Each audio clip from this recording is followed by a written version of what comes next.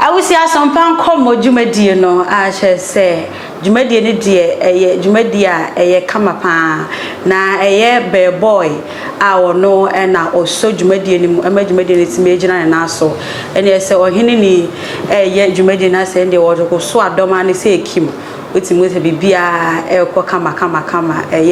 odifo Paul na no ye to just say ye yinadi ya pamono na de ente se oni obi yira kwakoda e ho sensem bebre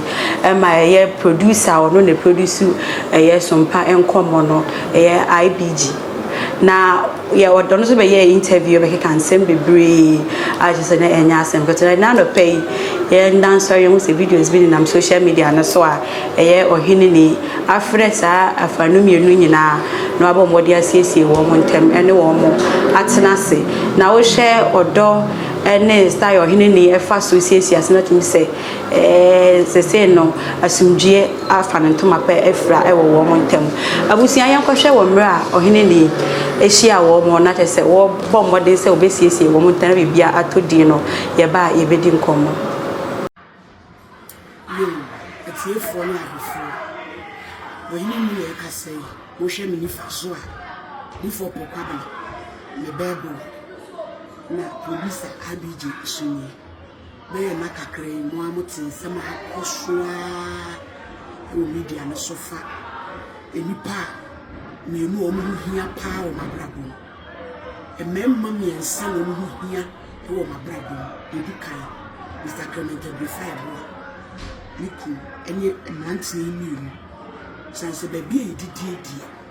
enseo producer the producer story se difo anko bubomu story no story se mi yimani to nchen se difo impact e wo so panko mo so mi hu ya na ma bring am difo se e be ko set so no be ma lady on free me di da sister who is there ye ni ya pani prekope na sa obuo mi e ye me fe okan se be bia me frɛ me obeba ye kodi bronya na wotwe nyina me kodi ni ma me fi hyiana e wa chi no da ne na ma bedu Kumasi e ye ne 23rd December na se debi me metem from media asem of asem me woni se we ye try kese a onyame de abase me so mehwe na so dwaba me fredi for sister baby a wo bia meba mama na hu klase me fra bije because say na koma no so wa obobo mu say dia bije no so afu bi fo so no so obobo mu enti me ma bije bete na ma fredi for no na asama ye di for ya because me dear me hu kra me no kra meka say the di for cars IBG setting up we have some new phone twani mu a ese bibisa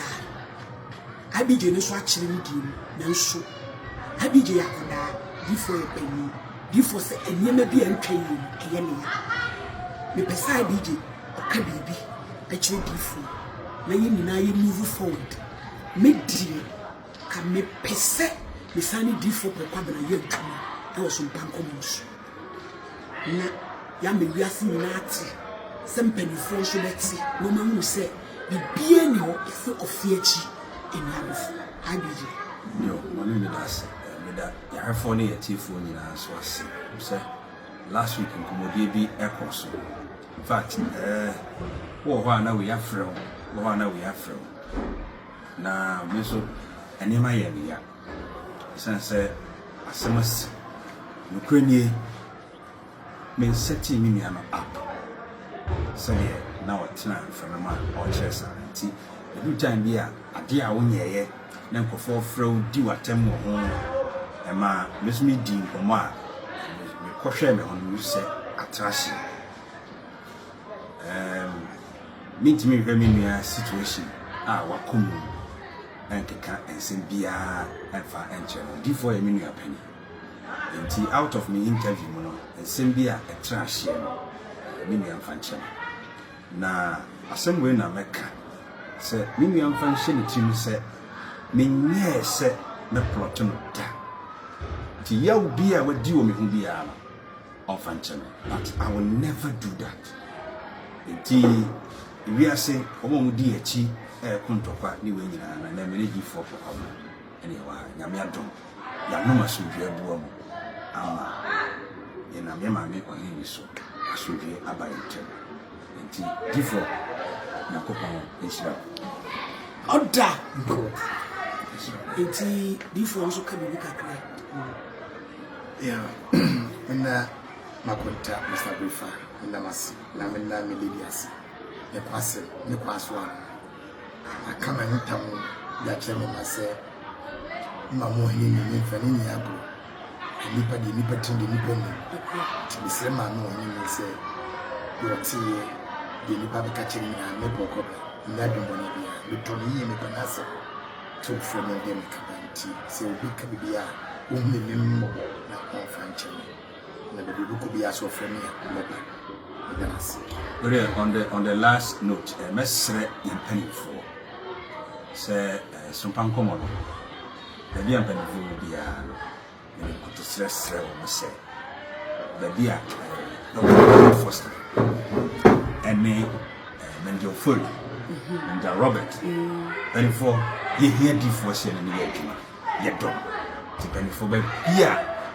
nkomo na du bia mfanche na mofa D4 mre back na enemy eduma na kopensira obi anu de ne kwan so a dental blade first papa ye obi du bi mo na mama ye baby ti be fa me fit techima de me be kuma se a wiase ni me hume na me techima na me ye aduma e right na nso na me mu a chire be bire se de adure why ye bi doctor to me sraw Abusia na chese eye sisi ano Ohneni abomodin asiesia fa no mienu we nyina entemu aso awejefo you ready mama nko omoso na yemfa nkomo echehye so yemfa ma omidi e de akosi aboaje wa akomi the show sister tap send adaroma na abo ya chididom na ye de enne so discussion ni e wa besumo omi fi asie yemfa fi shodi hono shodi aje se bibia aboko ye da nyankopon ase What's for Paul? Nensem Semon Bin, a year was say, answer Beba, Yamam Ohneni and send me your cry. And I said, if I feel the kisses, me, I should fly him saying, na young Piara official. And more beyond patent, I feel it, and there may be a to me under the 2025, the Radendo now of some kind. Sis, me da se na asama abeto ho de me de nyame ase Okay. Osompa nchia na waye ade. Okay. Ni ya ade a waye na nesen because yesi Ohneni so wo hwama nkolawe na nka iguna na Nkarefo. Na the same time the juma wo ye no na senko be jane trada ma sem we akwadre de ane ko so no ala because Ghana ha met me aka say wow what di mutintin a wo solving for problem na wo ekura down hunt me nkun dia na me ine ga for be ye ne pa na so ye de nyame ase se wi akoto ba bi eda asumdwa ba se ya na ni nyina ye hia na ne be ka kira eye papa ne se wi ase mu na ye onhwe ne hu yi because in some way ba ye hwe nsam a me hwe TikTok obi se sa notie lady be me person me boni din o se e sa notie na wa e bi pen Benya nkofo ko meba so mo ankasa kro odi edi o. Oh yeah. Na mi tie na ya en so bia ya de na wo kan onya kono wo hwe na nim ni se na o kasa tum za de we waye e na onya yen so wo hwe na nim and me show interview mine no ye granted out to me say ade we dey say post waye kwa we dey onye because jatu so na ye de ato ne so na ye de den komre nyina asudwe ne nyina o man Ghana ye hwehwe se pepe yo e de be family to my befriend ne mum onfa nya futu no hwe ne hu yi ye be ka kire ye papa wanyi sin ye eno nim ne ye bo na so ye be wo ye na so ye wa ha de na esisi ye so ye de ametu me ye ka binti ye ka bia na ne ye be ka kire na ne se nyame ne ye da na se afa interview no so grant no ntwitwa so kakra because enya nipa imami woni na bemben enya wato aduane ama wadi kan no so wato bia ma na di bat usu udo bia esa wo do ne ne bibia ne bona ekura na esa wo do no nti de be ka ne se ye de nyame asese bibia ato ye to ntwitwa so if you go be friend for own trust on can't say because that's all interview na do so dodo. Okay. Do so na minim say yaw because ade e say wunye bibini e de beto so ya pa minim say yaw nanso o ya den enye se bi watimi akla ne ho media no so own trust na on fa bla na say nua ketwa say dia osompa e kan lady ne kan no trust to the be kan say de nyame ase say asuje aba so baba ko ye na juma na ka ba bua papa me de sa ka we pese won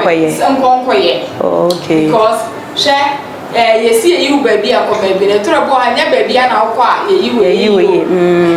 nti dia meka me say to me no konko back so so o dia che na wo jam na bibi afiri na akoma mu a onko back senso o sha na wo adwuma bi ebetimi ama na ko na nim se ya o na dia ene na wonko na emu baby o baba ko sha o sha emu ano no ene no sha wa because enya okuro no ebo a enya yet dia be ka kira okay and my member so miss they say you know producer or patch or send man in function with your interviews ahodo a or local so grante ya na utie nsem o keka ya na ndey oba be patch ni so ohu ne sen okay nti yancha one or share right about now me ma fi share power so on we share me amede me we show okay at engage comment section oba we share da patwa na ye we share na mboa wo na mboa me na all patch on ne hu say e kan say wo wa okọ match pass ne hu say BJ ne hu say wo wa okọ match pass okay what me time ni pa ma won da ododo won ko granting interview se we no see kasa interview o grant se no see kasa we dey come out body gestures and show say ni pa na yo bi na ka wa no tu na wo nyam na wo kire wo nsem mu won do granting interview na mo see anya wan kasa yes one kasa o 3-1 ye yi bo wo so kasa so won say ekwa ma ba fie ho ba be pa like wakoto nini I say omongwe no musisi asem no okasa ni du be so eyo me de eya ma me say eya ma me na de ni musa hwe no wono na me ni wo problem who say I be just I be kiss I be out who small boy like you okay akoda kit me kana yo ja wo me kana yo akoda kit you just a small boy na woni papa yi nya accept it so what you feel say and na woni mama onye o manja wonim the same omo de brao producer wonim e de adwuma se na so wa hye na edi no e de na wonim na meni e kan say papa na Belman na ka me twanya mu adwo emu dwoa can you won't see me coming come me do hinu say ka be me do be china no I was soon no. Can we so woni mo hwe? And I will part also set trouble man. Aka be the masam be man go be dia asam den tamama. We foolish pa. And we be mo ni pa ye djuma all time. Ni pa na be ma tse o ka be say man ya time. Na wo be ma so we. o me ma do o mo tan o mo pa Aka ni pa wo ye bibia tia na so you are only a producer. Who deny? Once I can 2 times. Me say adwuma mu who deny? IBJ fa wona ginagina ye na adwuma mu wo kura wo tik me kan kura na ache. okay Who deny? Aba edubo techi no. Ya de bo ba wo wennim na de kwata wara wo granting interview. Wennim. O fefe wo si ase. Wonim ni sai e ma na kopeye. Wonim no e ma na kopeye. And when you be ebia wompo dia wodi a woyem mpo nkrofo nim wodi a woyem nkrofo nim obi die na aba obi die aba ofefe osia se ka hweye wate hweye IBJ hweye wodi nkomo dodo ana ya feel say ye grant interview na ya de un grant bi da onye bi dwa celebrity de bia wata camera chi into wonya sa akonya no say hey God is my shine shine foolish shine mole shine. Oh, I saw you because I miss come again. I mean, but I don't could. You fear one. What do you say? Maybe we'll hear you. Also, I will patch. I chop up in the wood when you shut Belma on Shawumpo. Hey, Belman, me say I thank God for your life. Put your name go asa no side no umpeja. Obia so nya konkonza be oba ye onu so be picking star. My lady, me hu obi oye kopian to kra na asam ya mbobo. Wo ba yo fa wo star mba oye wani sa ba wa twem kra this my lady na odia. Odia. Be we can say odi for na gazette. Ya gazette odi for abegina ho nsuan so star. Won sakra de bo abe we kra enyefe. Yan ka no kore. Enyo tanyo no kra na meka. Okay. Konkonsa be o man na waba. Any IBJ when you say you can say woge coffee pocket. Mummy enu ni na no. Ye nimu ni asemu. Ye ka no kore. Said the what na wo so wunnim e maybe oni o ma hyehyɛ cross so be leki o mo ni ajade e wo kasa yo wo di nkomo be ma konkonseni oni ewo she wo ye konkonseni papa on say me no gan ka me suro pa e bia producer no o grant interview no wan kasa yi baby ana no kura bi she baby but then the client say what they ba want no kura bi she baby ho na kwa akotena se be keka okay wona abeka ye grant interview ye bi sa no aso wo hye adwuma to nipa no so de otan bi wo mu ntem da bi me ni asem me ni ye ti kura wakasa me ni asem o ade bia SCBF adwuma no ho enye ha na me ba be sense ba be cheche bi nsemu ba be owo bia be o ma wo bia me pese nto ne se me ni asem bibinia mefre no na won frɛ me hyehyɛ nto no so aye me won po ba wo kwatena na so the bitterness e kasa na tese nipa no wan mi ni no esi no kura bi shebe bia aha na wo ye judge for baby a wo kwatena ye no o judge asɛ wo o di asɛm o ye no problem boy a wo kwate o ye di asɛm wo a wo kwa bu judge fi wo si asɛ kasa ani we know maybe say me patcho. It's an answer na me no be ya de no all the time me make sure say na me no wo ye no me ni na so bi me man the power chop it me full nipa ade no wo ye no instant na ma bo ma ajuri di achiro me feel so me feel pa me dey me feel but me feel chire na ka say me wo wase oh how le no me na dey feel ma accounting woman Emma me matai bi abi she me nse say can be say me she me I don't know for say me she me can me she it's like you want ma what things so ni bani mi asama ka she ni ba problem na wo ba acho o say ready bu me ma ase wo say king what yes mama said bro so sisi ade ye she sa enyema we a do ye mama wa ya de pa se we ti me kan o ni le do na o ka bi say kai kan say before comment na ko ye di ma ko na nke we de we say dia o do ana ka first na bi o we do o mi so obi wa no kind o mi so bit ma ka le sha sem bo ni say wa be mu sa na be ni ya so do bit ma ti ma sa mo ni o bit ma ye di ma o the same stations are na that's so e bit me awo okay one thing that so you do here na onya ko na yebi na o catch wa still wo do e wo mu say jaw kakra wo but at times one no sign ben mo kasa yes and man sa odo e be samba say ye natural odo wo ma on kan dia e be samba nti man can say because of a new thing odo no but nipa no IBJ no no ye problem okay met me on ne how kese nti se wo bako ho bie mu a ne how one is of the man ni akona because me won is all time o won is ono ma e bia name on show minim ni enti minim se minim ni akọ and yes and you who say you and also boy nti me won is se be ma ka so time wa sister and you choose your bad time ko ba o be ya mu ba be ma wa ya na ni is shower yes it is the American children no say pastor ne say no kware se kwame o be ko ho anke be me de say the American I didn't the be order oh say baby ye ni mu wo no nyame adom enim gwa say de to ne su nyina free ya sa nti ko na okolo e victory man o I say wo ko da nyame ase wa ye bibia na ye pe wontam na ye nya na ase ye bie kwan na ma one na just say mama kan say anti nia meka ne say on sam come back so come back am dey be na sensu so chance no obi afa ne djuma na sa nipa koma de ko de ne be pija ne sensu power de akoko and dey meka kire na nti me kwa mintia obi biara a ohwe na agrada abaje me so o se ochina na woda nti na ne jeme so me ma happy birthday nyakopo ma kwatenti akode wo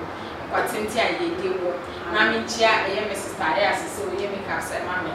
woda kumai circle station wono so na woda houses